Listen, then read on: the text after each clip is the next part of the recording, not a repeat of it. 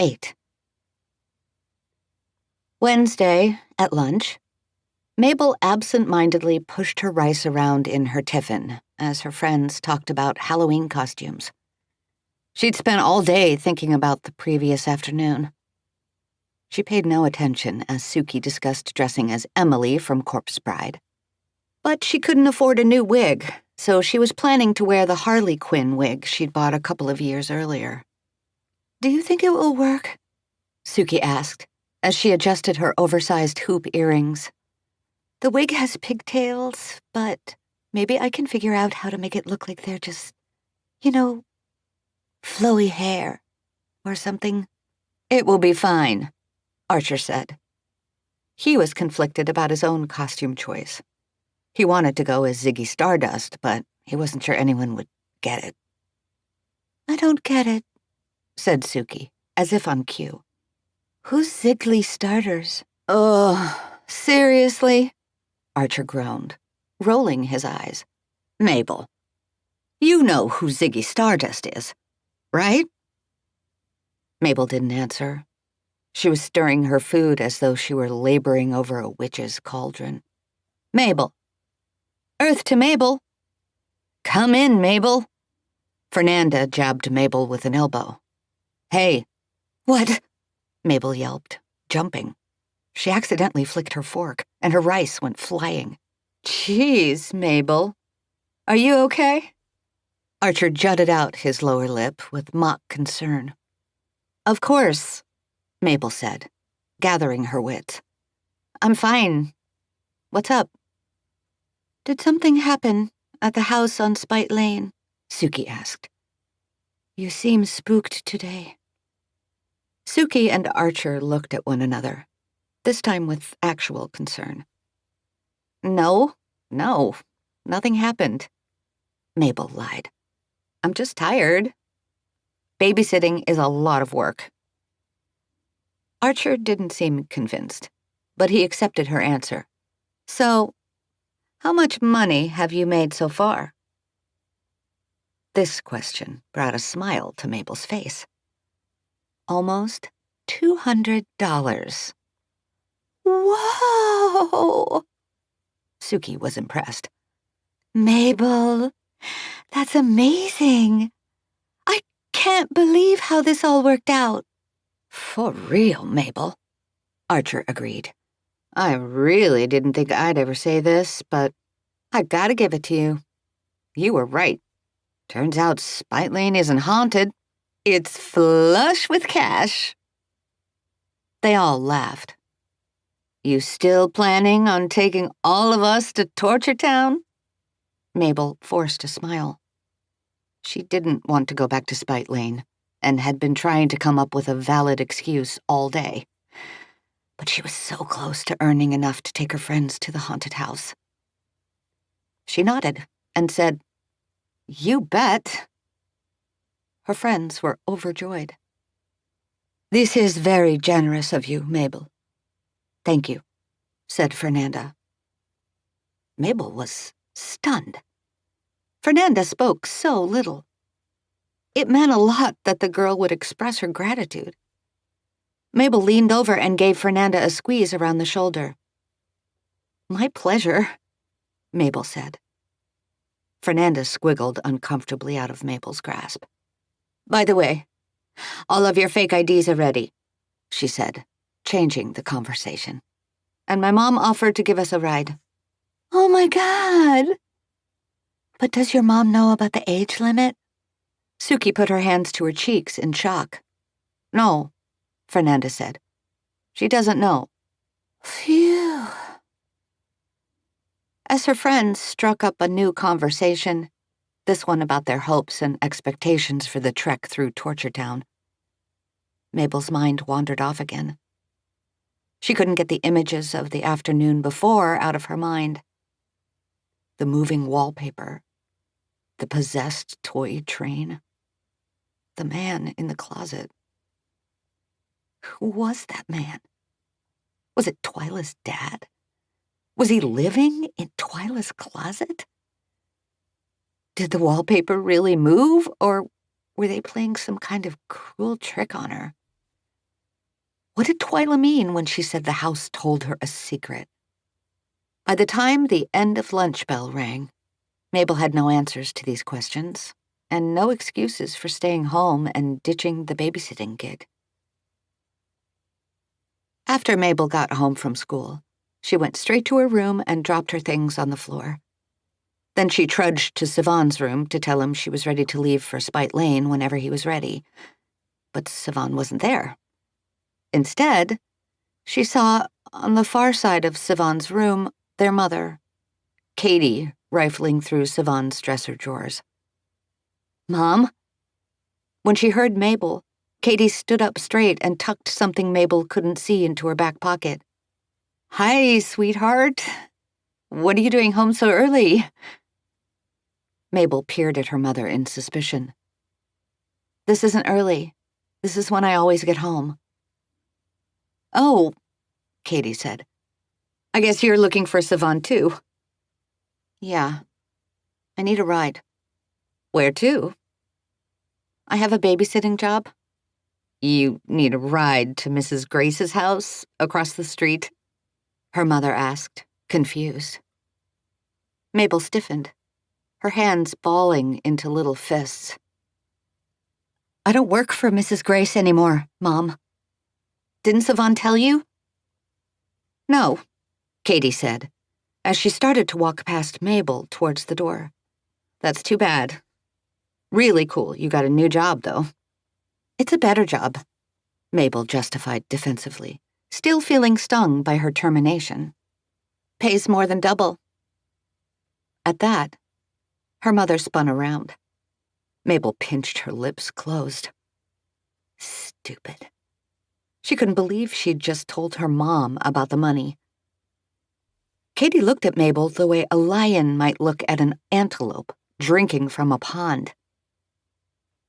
"I'm so happy for you." The words came out of her mother's mouth, but Mabel could see in Katie's eyes. She was calculating. Mabel was more grateful than ever for the false bottom in her piggy bank. "Yeah, well, I gotta go," Mabel said, changing the subject. "Don't want to be late. I'm sure Sivan is around here somewhere." Both of them began walking into the hall, down the stairs and towards the kitchen, Mabel on her mother's heels. They found Sivan in the kitchen, slurping down a mango lassi. "Sivan, I hear you're taking your sister to her babysitting job? That is so sweet," Mrs. Mandal said hurriedly as she gave Sivan a quick peck on the cheek and kept walking. "You're a good brother." She passed him and went through the kitchen to the mudroom where she grabbed a jacket off the rack next to the back door. "I have to go to work. Back later. Sivan, can you throw something together for dinner? Have fun, you two. Be good. Love you. Bye." And with that, their mother was out the door. "Work?" Mabel asked with suspicion. Sivan placed his glass in the sink and filled it with water. "She got a new job at a department store." "Until she steals something and they catch her," Mabel said, scrunching her face in disgust. "All right, Mabel. That's enough. Let's go," Sivan said. He grabbed his car keys off of the kitchen table and headed out the door. On the way to Spite Lane, all Mabel could think about was how she found her mom in Sivan's room. She didn't see what Mrs. Mandal put in her pocket, but she didn't have to guess. Her mother had been rooting around in the same place Sivan had gone to get Mabel a $5 bill. "Sivan, I need to tell you something," Mabel said, after giving it some thought. She knew it would break his heart, but she had to tell him what she saw. "What is it?" Sivan asked, not taking his eyes from the road. Mabel sighed. "I saw something today. Something bad.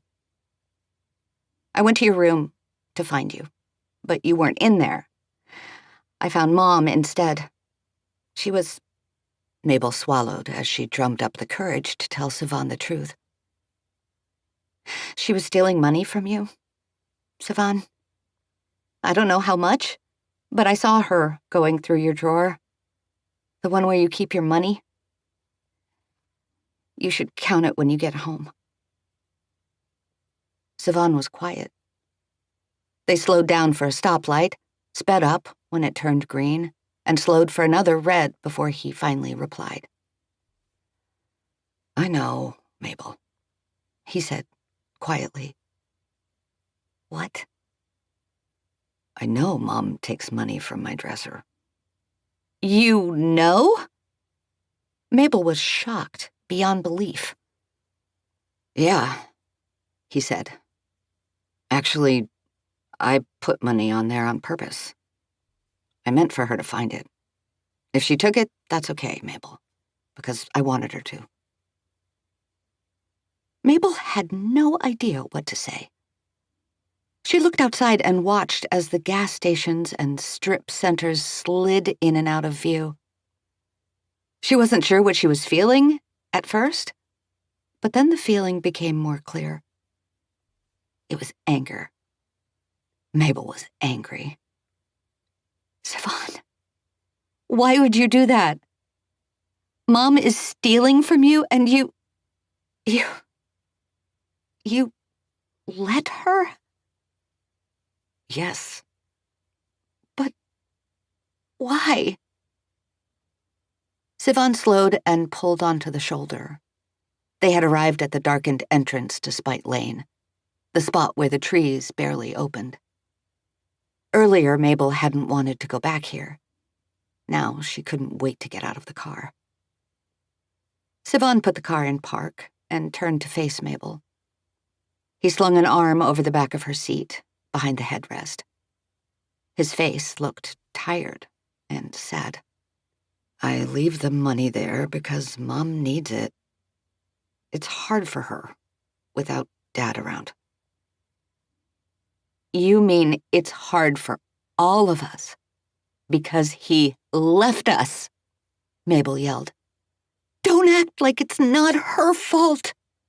She's the one that made him leave by being a klepto."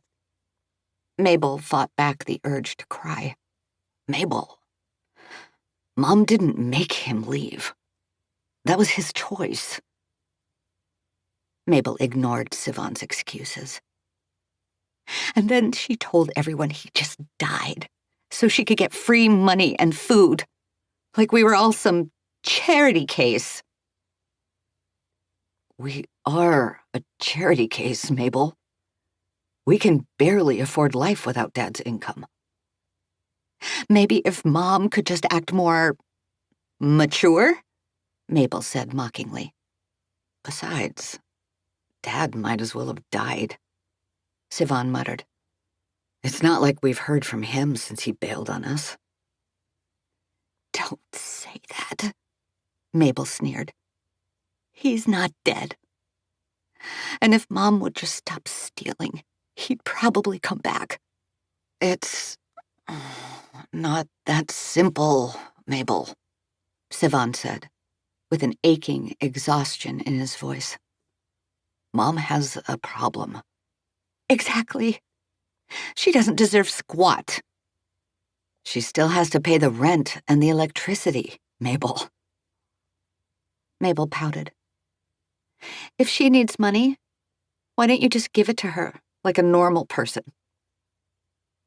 "She won't take it." "Why not?" "Because she doesn't want to admit she needs help, Mabel. Look, I know this is hard for you to understand because you're just a kid, but..." "Ugh!" Mabel screamed. "I am not just a kid." "I'm sorry. That's not what I meant. Look, I know this is hard. Mom's addiction to stealing things, you have to see it as a disease, not a character flaw." "A disease?" "Yes. I know that's hard to understand, but you have to know that she doesn't want to steal things. Not exactly. It's like an uncontrollable urge. It's a mental illness, okay? The point is, we can't cure her. She has to change on her own, with a doctor or someone to help her, someone that knows what they're doing. So, the least we can do is show her some grace. Mabel looked out the window and clenched her jaw, trying not to cry. She hated crying. And at this moment, she hated her mother. And she hated Sivan for being nice to her. Mabel, listen to me. Families take care of each other. We stick together, even when we're not perfect. Is that what she's doing, Sivan? Mabel said with a shaky voice. Is she taking care of us? Has she ever? I don't expect you to understand right now. But one day, Sivan let his voice trail off. I'll never understand, Mabel spat. And with that, she hopped out of the car, slammed the door behind her, and ran off into the woods.